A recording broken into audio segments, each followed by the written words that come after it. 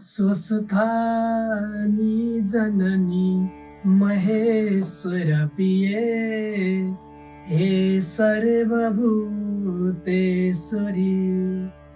ज्योतिर्बिन्दु स्वरूपले गति दिने हे सर्वशक्तिश्वरी यस्तो शक्ति ममा दिनोस् हजुरले सत्कर्म के हो चिनो इच्छा पुष्प नै चढाउँछु मुमा वात्सल्य वर्षाउनु। श्री स्वस्थानी देव्यै नमः। अत द्वाविंशोऽध्यायः शिव शर्माको परलोक यात्रा वर्णन। कुमारजी आज्ञा गर्नुहुन्छ हे अगस्त्य मुनि। शिव शर्मा ब्राह्मण र गोमा ब्राह्मणी त्यहाँबाट गएपछि शिवभट्ट ब्राह्मण र सती ब्राह्मणीले आँखाले देखुन्जेलसम्म छोरीलाई हेरिरहे। देखिन छाडेपछि रूपमा चढी देखिएसम्म हेर्न लागे। त्यहाँबाट पनि जब छोरी र ज्वाइँ देखिन छाडे तब रुखैमा बसी नाना तरहका बिलापरी रुन लागे। त्यस करुणामय अवस्थामा रोइरहेका शिवभट्ट ब्राह्मण र सती ब्राह्मणी श्री महादेवको श्रापले गर्दा दैव संयोगले रुखको हाँगा भाँची दुवै स्त्री पुरुष नै रुखबाट खसेर मरे। त्यसपछि श्री महादेवका दूतहरू आई विमानमा राखेर दुवै ब्राह्मण र ब्राह्मणीलाई उनीहरूका पुण्य कार्यका प्रतापले गर्दा कैलाशमा लैजाँदा भए। ती शिवभट्ट ब्राह्मण र सती ब्राह्मणीले पृथ्वी लोक छोडे पनि दिव्य शरीर पाई कैलाशपुरीमा आनन्दले रहे। अर्कोतिर शिव शर्मा ब्राह्मण र गुमा ब्राह्मणीले डोलेहरूसँग बाटामा सोध्दै गए, यस वनको नाम के हो, यो पर्वतको नाम के हो, यो ठुला पात भएको वृक्षको नाम के हो, त्यस जन्तुको नाम के हो भनी यसरी अनेक प्रश्नहरू सुन्न लागे। डोलेहरूले पनि यस वनको नाम के हो, यस पर्वतको नाम के हो, यस वृक्षको नाम के हो, डोलेहरूले पनि यस वनको नाम यो हो, यस पर्वतको नाम यो हो, यस वृक्षको नाम यो हो, यस जन्तुको नाम यो हो भनी उत्तर बताउँदै गए। यस्तै गरी जाँदा जाँदा उनीहरू धेरै टाढा गएपछि एउटा पोखरी भएको ठुलो वनमा पुग्दा साँझ पर्यो र त्यस वनमा बास बसेर सबैले खानपिन गरी सुते। थाकेका हुँदा शिव शर्मा ब्राह्मण र गुमा ब्राह्मणी साह्रै निद्रामा परे। त्यसै अवसरमा श्री महादेवका श्रापले गर्दा तिनीहरूको साथबाट गहना समेत सबै चोरेर लगे। भोलिपल्ट बिउजी हेर्दा सम्पूर्ण द्रव्य र आफ्नो अङ्गमा लगाइएका गहना समेत चोरिएको देखि गोमा साह्रै अधैर्य भई रुना कराउन लागिन्। यो देखेर डोलेहरूले भने, हे गोमा ब्राह्मणी, विस्मात नगर, थाकेर आएको हुनाले हामीलाई पनि साह्रै निद्रा लागेछ। यस्तो अनर्थ हुन गयो, हामी अभागी रहेछौँ। अब तिम्रा माता पितालाई गएर के भनौला, आफ्नो मुख कसरी देखाउला। यस्तो विश्वासपूर्ण कुरा गरी अधोमुख लगाई बसे। गोमा ब्राह्मणीले भनिन्, हे भारवाहकहरू हो, तिमीहरू यतैबाट फर्काऊ, अब तिमीहरूलाई खाना दिन मसँग धन छैन। यति गोमा ब्राह्मणीले भनेको सुनि डोलेहरूले भने, हे गोमा, सन्ताप नगर्नु, यस्तै हो। यसरी सम्झै बुझै प्रणाम गरी बिदा भई डोलेहरू आफ्ना आफ्ना घरतिर फर्के। डोलेहरू गएपछि शिव शर्मा ब्राह्मण र गोमा ब्राह्मणी पनि वनमा जो भएको थियो फलफुल खोजेर खाई त्यहाँदेखि ठुलो पर्वतमाथि पुगे। त्यस क्रममा गोमा ब्राह्मणीले भनिन्, हे स्वामी, मलाई अति भोक लाग्यो, हिँड्न असमर्थ भएँ, अब कसो गरौँ। यति भनी बाटोमा लम्पसार परि अल्पत्र परिन्। त्यो दिनसम्ममा गोमा ब्राह्मणी गर्मिणी पनि भइसकेकी थिइन्। पुरा सुखमा रहेकी गोमालाई यस्तो कठोर दुःख भोग्नु परेको देखि शिव शर्मा ब्राह्मणलाई अति करुणा उत्पन्न भयो र त्यहाँ बसी पत्नी गोमालाई काखमा लिए भने, हे स्त्री, यहाँ फलफुल केही मिल्दैन, जलाशय पनि छैन। यस्ता पर्वतमा बसी के खाना दिउँ? यहाँदेखि अलिक पर फलफुल पनि मिल्छ, जलाशय पनि छ, त्यही जाउँ हिँड। यति भनी सम्झाइ बुझाइ हात समय बिस्तारै गोमालाई उठाएर शिव शर्मा सुस्ता सुस्ता हिँडाई डोर्याउँदै लगे। गोमा ब्राह्मणीले मनमनमा भन्न लागिन्, हे हरि, मेरो आज यो अवस्था भयो। यसरी मनमा दुःखका कुरा गुन्दै सुस्केर हाली सुस्ता सुस्ता हिँडी पर्वतका फेदमा पुगिन्। शिव शर्मा ब्राह्मणले गोमालाई फलफुल टिपी ल्याएर खाना दिई पानी पनि पिउन दिएर भने, हे स्त्री, हाम्रो घर पनि आइपुग्यो। यति भनी ठाउँ ठाउँमा बस्न दिएर चन्द्रज्योति नगरका बाहिर पुर्याए।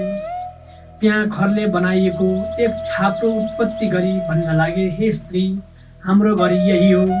यसो भनी झुप्रातिर देखाए गुमा ब्राह्मणीले त्यो छाप्रो भित्र हेर्दा माकुराको जालो र कसिङ्गर मात्र देखिन्। गुमाले त्यस बखत आफ्ना बाबाको घर सम्झी बहुत अधैर्य भई रुन लागिन्।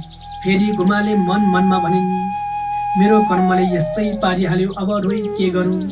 यति भनी धैर्यशाली भई कुचाले माकुराको जालो मिल्काइन् र कसिङ्गर लगाइन्। त्यति गरिसकेपछि घरमा जे भएको खाई आफ्ना पतिका सेवामा तत्पर भइरहन लागिन्।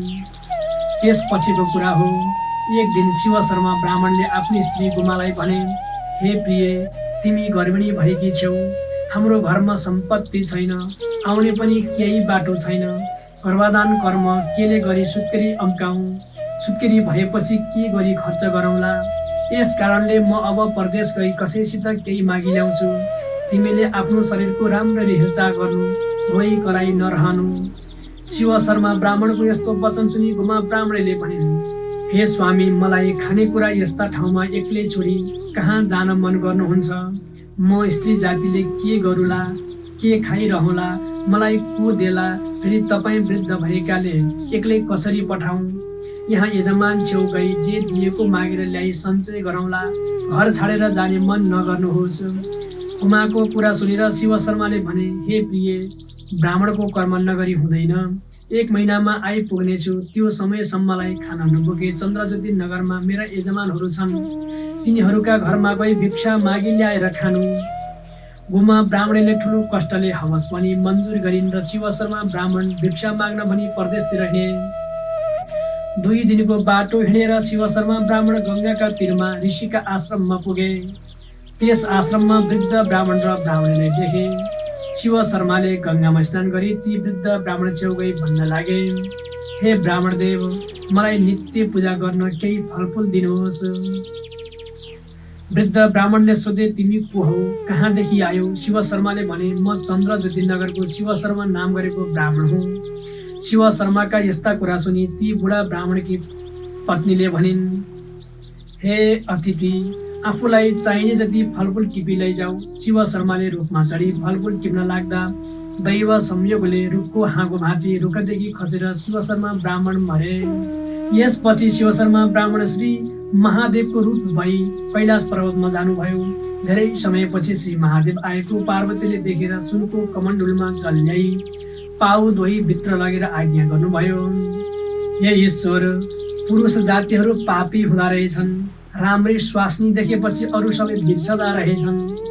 हजुरले पनि मलाई बिर्सनु भएको थियो, अब बल्ल सम्झनु भएछ र आउनुभयो।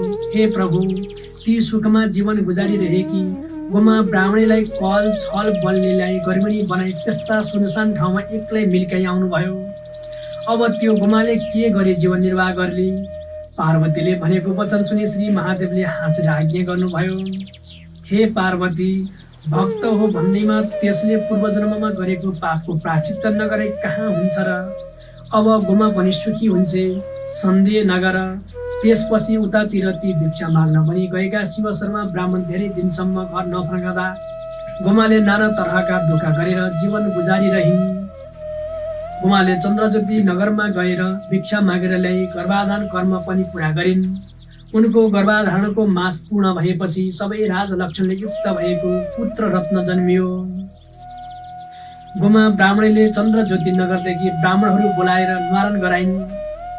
ब्राह्मणहरूलाई ज्योतिष शास्त्रको विचार गरी गुमाका पुत्रको नवराज भनी नाम राखेर भने, हे गुमा ब्राह्मणी, यो बालक सम्पूर्ण राजलक्षणले युक्त भएको छ। यो बालक राजा पनि होइजाला। तिमीलाई तिम्रो पुत्रले सुख सन्तोष देला। ती ब्राह्मणहरूले भनेको वचन सुनि गुमा ब्राह्मणीले मनमा आनन्द मानी श्रद्धापूर्वक दक्षिणा दिई भोजन गराइन्। त्यसपछि ब्राह्मणहरू पनि विदा भई आफ्ना आफ्ना घर गए। त्यो बालकलाई गुमाले अर्काको धागो काटी ढिकी जातो गरी स्याहार गर्न लागिन्। ती नवराज बालक पनि शुक्ल पक्षका चन्द्रमा झैँ दिनदिनै बढी ठुलो भएर खेल्न जान थाले। यसरी खेल्न जाँदा जाँदा सङ्गीहरूले जे सुके भनेको सुनि पनि कसैसँग झगडा नगरी खेलेर घर आउँथे। आमाले जे दिएको खाइ चुप लागिरहन्थे। आफ्नो पुत्रको त्यस्तो असल स्वभाव बसेको देखि गुमा ब्राह्मणी धेरै खुसी भएर आफ्ना यजमानहरू कहाँ गई भनिन्, हे यजमान, मेरा पुत्र नवराज सङ्गीहरूसित खेली घर आउँछ, खाना देऊ पनि भन्दैन, किन दिइनौ पनि भन्दैन, रिस पनि गर्दैन, यो मिठो यो नमिठो पनि भन्दैन। दिए खान्छ नदिए चुप लागिरहन्छ। मेरा पति छैनन्, घरमा सम्पत्ति पनि छैन। तपाईँ यजमानहरूका कृपाले जसोतसो एक छाक खाई बाँचिरहेकी छु। अब त्यस बालकको चुडा कर्म व्रतबन्ध आदि कर्म गर्नु पर्यो, केही सहायता गर्नुहोस्। यस्तो गोमाले भनेको सुनि यजमानहरूले आफ्ना आफ्ना शब्दले जे सक्थे त्यो दिए र गोमाले सम्पूर्ण सामग्री तयार गरी उत्तम उत्तम ब्राह्मणहरू बोलाएर नवराजको चुडा कर्म व्रतबन्ध आदि कार्य गराइन्। गोमाले नवराजलाई वेद पुराण आदि सम्पूर्ण शास्त्रको अध्ययन पनि गराउन थालिन्। एक दिन ती नवराजदेखि यजमानहरू भएर गोमालाई भने, हे गोमा, नवराजको विवाह गर्ने भए बर्णपुरका अग्निस्वामी ब्राह्मणकी चन्द्रावती नाम गरेकी कन्या छिन्, तिनीसँग नवराजको विवाह गरिदेऊ। सामग्री तयार गर। यजमानहरूका वचन सुनि गोमाले भनिन्, हे यजमान हो, मेरा पुत्रको आर्जन छैन, घरमा सम्पत्ति छैन, त्यस्तालाई कन्या कसले देला, कसरी विवाह गरिदेऊ। त्यस्ता कुरा सुनि यजमानहरूले भने, हे गुरुआमा, जे चाहिएको सामग्री हामीहरू देऊला, त्यस कुरामा तपाईँ किन चिन्ता लिनुहुन्छ। यति यजमानहरूले भनेपछि गोमाले मनमनै आनन्द प्राप्त गरी भनिन्, हे यजमान हो, हामी गरिबमाथि तिमीहरूको त्यस्तो दया छ भने कन्याका बाबु आमासित विवाहको कुरा चलाएर पक्का गर।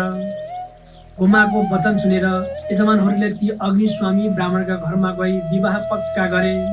विवाहको दिन समेत ठिक गरेर घर फर्की यजमानहरूले गोमालाई सबै खबर सुनाए।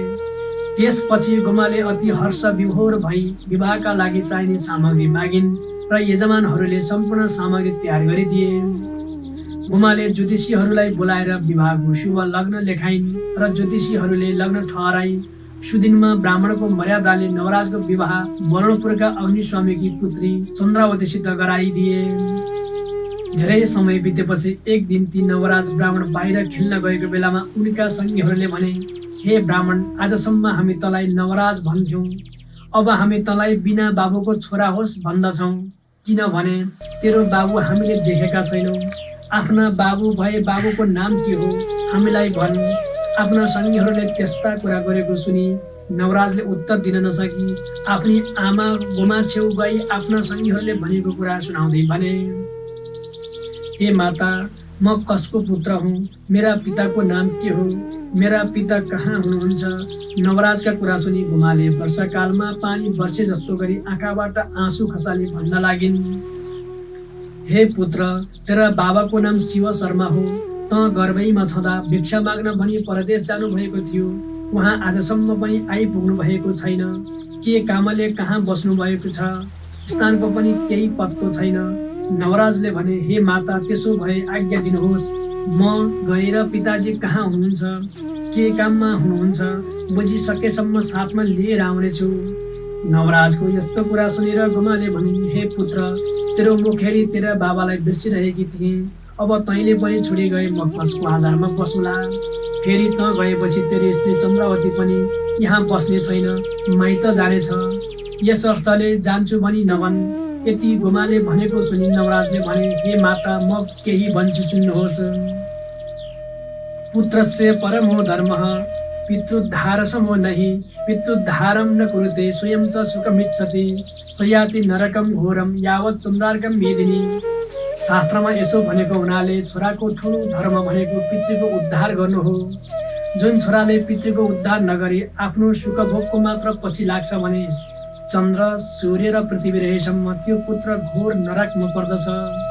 म गर्भमा छँदा जानुभएका मेरा पिता मेरो यो उमेर भयो, अझ पनि किन फर्किनु भएन? बाँचेकै हुनुहुन्छ वा देह छोड्नु भयो, यसको पनि विचार गर्नु पर्यो। देह छोडेको भए निश्चय गरी क्रियाकर्म गर्नु पर्दछ। केही गरी दुःख पाइ बस्नु भएको भए म साथैमा ल्याउने छु। यति पनि गरिन भने मैले जन्मेको व्यर्थ भयो। हे माता, तपाईँको सेवा गर्ने बुहारी छँदैछ, मलाई बिदा दिनुहोस्। नवराजको यस्तो वचन सुनि गोमा ब्राह्मणी प्रसन्न भई भनिन्, हे पुत्र, त धन्य रहेछस्। तेरो वचन सुनि म अति सन्तुष्ट भएँ, तेरो कल्याण होस्।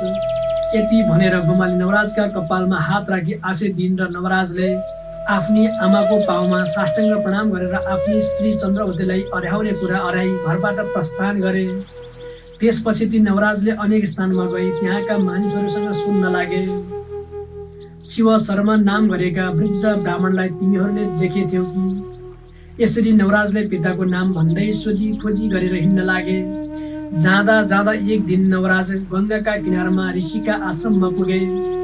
त्यहाँ वृद्ध अवस्था भएका ब्राह्मण ब्राह्मणीलाई देखि तिमीहरू को हौ, यहाँ किन बसिरहेका छौ? नवराजको कुरा सुनेर ती वृद्ध ब्राह्मणले भने, हे बालक, हामी ब्राह्मण हौ, वृद्धावस्था भयो, त्यसैले गङ्गामा प्राण त्याग गरौँला भनी आफ्नो घर छोडी यहाँ बसेका छौँ।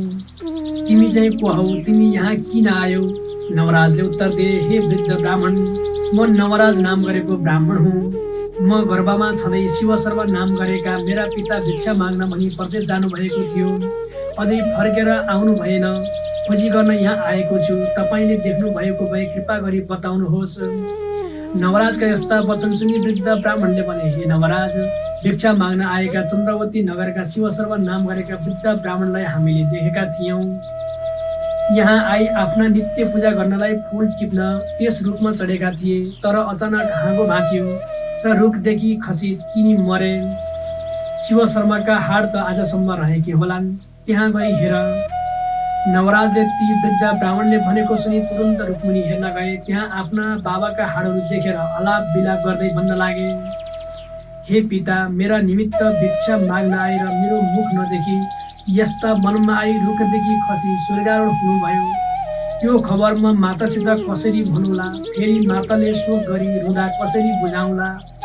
यति भनी नाना तरहको शोक गरी भूमिमा परि नवराज रुन कराउन लागे। केही बेरपछि मनलाई धैर्य गरी सबै हाडहरू बटुली गङ्गामा लगेर संस्कार गरी ब्राह्मणका मर्यादाले 10 कर्म क्रिया गरे। त्यसपछि नवराजले विचार गरे, अब कता जाउँ? घर जाउँ भने सम्पत्ति छैन, यो खबर भन्दा आमाले सुख गरेको मात्र देख्नुपर्छ। यस अर्थले कोही राजाको सेवा गरी केही द्रव्य लिएर जाउँला। यस्तो भनी नवराज कुनै एक सहरमा गएर राजाको सेवा गर्न लागे।